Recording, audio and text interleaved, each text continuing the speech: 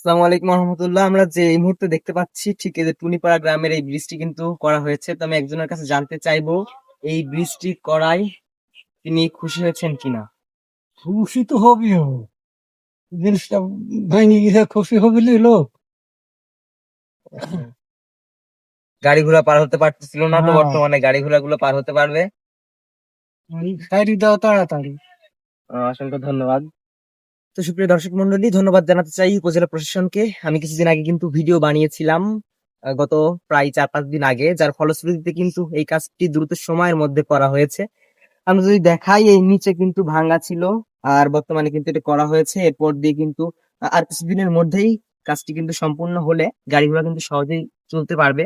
তো ধন্যবাদ জানাই উপজেলা প্রশাসন সহ সকল কর্তৃপক্ষকে যারা এই কাজটি করেছেন এবং আমাকে হোয়াটসঅ্যাপে নক করেছিলেন, যার কারণে কিন্তু আমি একটু আগে দেখতে এসেছিলাম এবং আমার কাছে অনেক ভালো লেগেছে যে এই কাজটি এত দ্রুত সময়ের মধ্যে আপনারা সম্পূর্ণ করেছেন।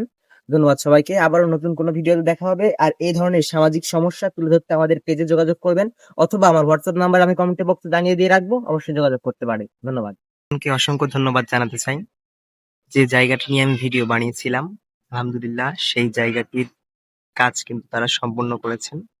তো আমাকে মেসেঞ্জারে নক দিছিলেন, হোয়াটসঅ্যাপে নক দিছিলেন যাতে সেটা দেখে আসার জন্য। তো আজকে কিন্তু আমি সেখানে দেখতেই চলে আসলাম, মূলত দেখতে আসছিলাম, কারণ এটির কাজ কিন্তু আপনাদের আমি দেখাই। এটির কাজ কিন্তু সম্পূর্ণ হয়েছে। তো আলহামদুলিল্লাহ, অসংখ্য ধন্যবাদ প্রশাসনকে যে এত দ্রুত সময়ের মধ্যে করে দেওয়ার জন্য। আমি বলেছিলাম যেন দ্রুত সময়ের মধ্যে এটি করা হয়, তো তারা কিন্তু ঠিক করেছেন। অ্যান্ড দেখা যাক, আর কিছুদিন পরে কিন্তু গাড়িগুলো ঠিকভাবে চলতে পারবে। তো অসংখ্য ধন্যবাদ জ্ঞাপন করছি।